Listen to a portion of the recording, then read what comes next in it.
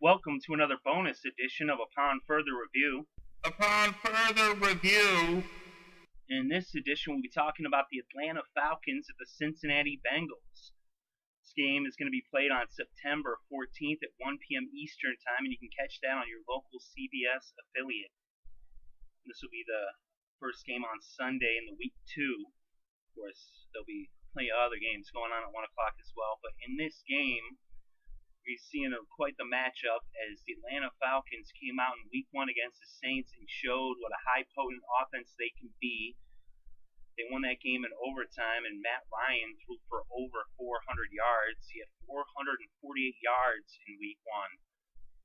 And Julio Jones had 116 yards receiving. Steven Jackson had 52 yards on the ground. They're going to be bringing that offense into Cincinnati against the Bengals defense.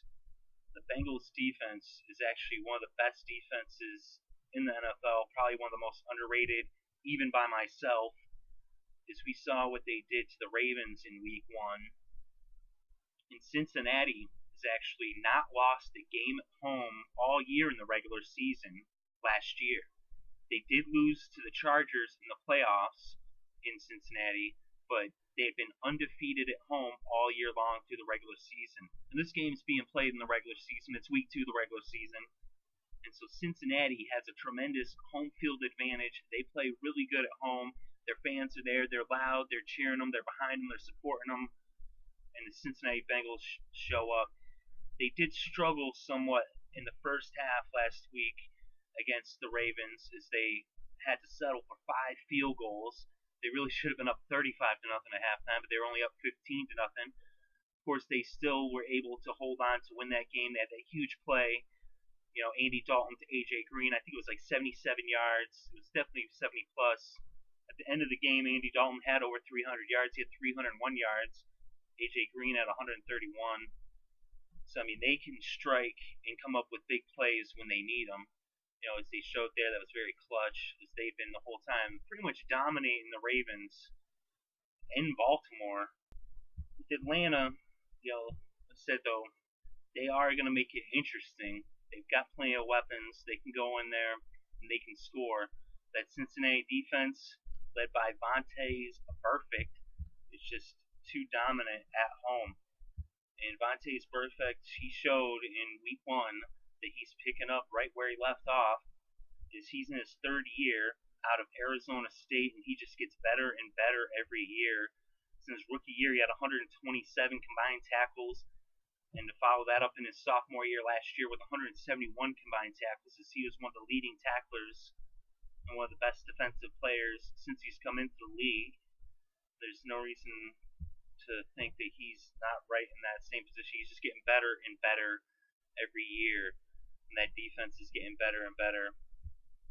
And they should be able to handle the Falcons' offense and stop them from running up the score. And that's really going to be the key matchup in this game, is that Falcons' offense versus Cincinnati defense.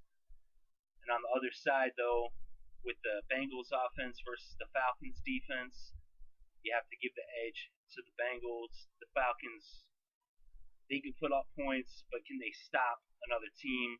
They didn't really show that they could stop Drew Brees. They were able to keep the game close to let their offense win it, but they let the Saints, get into the end zone, score plenty of points, put up, plenty of numbers. So it's not like the Falcons' defense is really a juggernaut by any stretch of the imagination.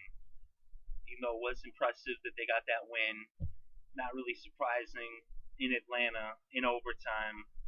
That game, as I figured, would come down to pretty much a field goal, as it were. It would be basically a coin flip on who would win. Atlanta always plays the Saints really tough in Atlanta, no matter what. So even though I do expect Atlanta, even going into the season, I expect them to rebound from last year and be closer to the team they were 2 years ago. I'm still not 100% convinced that they're good enough to win in Cincinnati, which I said is one of the toughest teams to beat in their home. So I picked the Bengals, and those are the reasons why. Just in Cincinnati, the Bengals are too tough, and they're not going to lose. I would be surprised to see the Bengals lose at home at all this year. I would fully expect them to repeat their performance of last year, going undefeated at home. If they do lose a game, it might be, maybe they lose one game at home, but not to the Falcons. Matt Ryan still could put up some yards in this game. Wouldn't be surprised. He's going to have to throw the ball a lot because once they get behind, they're going to just have to go to the air. Of course, the Bengals, they need to get some better production out of their running game and out of their offense in the red zone. They need to start getting into the end zone, scoring touchdowns instead of just field goals. But Mike Nugent, he's pretty solid.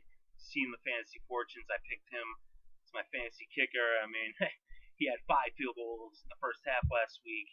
Soon he's going to get his opportunity. Cincinnati doesn't have any trouble moving the ball. They just have trouble getting in the end zone. But they need to put up a few touchdowns against this Falcon team that is fully capable of getting into the end zone and striking for deep passes. They've got plenty of threats through the air. So that's going to be really a thing to watch in this game as well, as if Cincinnati is able to move the ball on the ground. If they can move the ball on the ground, which I think they should be able to move the ball better against the Falcons defense than they did against the Ravens defense, and if they do that, then they will be successful in this game, and they should win easily. If they can't move the ball, it's going to come down to their defense, and they're going to need turnovers to win. Of course, anytime if you can force turnovers, you have upped your percentage of winning exponentially. His turnovers are always the difference in every game. You see the team that wins the battle of the turnovers is the team that wins on the scoreboard 99% of the time. Of course, that's just a number I just made up. It's not actually necessarily factually accurate. But you get with my drift that is pretty close to what is. I mean, it's very rare a team can overcome the turnover battle and still win. It does happen on occasion, but either way in this game, I see the Bengals coming out victorious at home. It's just a matter of by how much. Will it be a close game, or will they run away with it? Either could happen. I expect it probably to be a close game, but they should win by at least, anywhere from 3 to 6 points. So let me know what you think by leaving a comment below. I will respond if you wish. And thank you very much for listening, and I hope you enjoyed this edition of Upon Further Review.